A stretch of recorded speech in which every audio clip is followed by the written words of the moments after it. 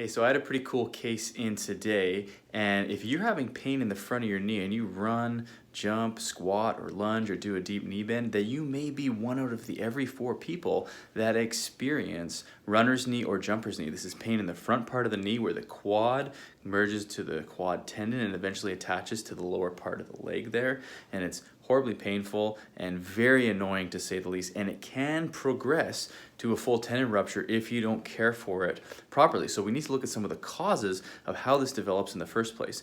The first and most obvious one is too much too soon. So you always want to use the 10% rule. Never increase your running distance by more than 10% each week. And the same could be said for weightlifting, because any squats where you're going full range puts a ton of tension on the quad.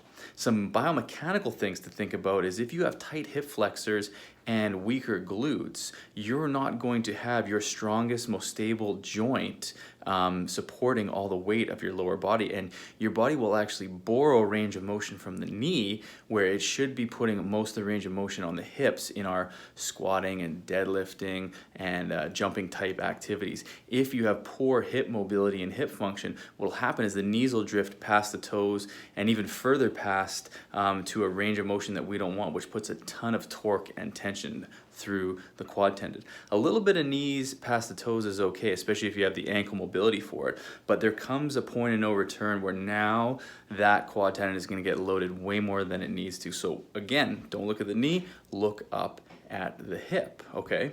And then past that, some soft tissue treatments that I find helpful, IMS, electroacupuncture, and then of course when we're dealing with the tendonitis, or in this case if it goes long term, what happens is the tissue is now more a tendinosis, so you have a degenerative change happening where that quad tendon meets your knee, so that needs prolotherapy. I find in a lot of cases these can be stubborn, they can take a little while, you sometimes have to ride them out and make sure that you're altering how you jump, how you land, your volume of squatting, as well as the distance you run. So that all needs to be taken into consideration, as well as the right regenerative treatment. So yeah, prolotherapy is another winner for this one. And if you have knee pain, runner's knee, jumper's knee, and it's been stubborn for you or resistant to other treatments, send me a message right now and I'd love to talk to you about it. And other than that, have an awesome night.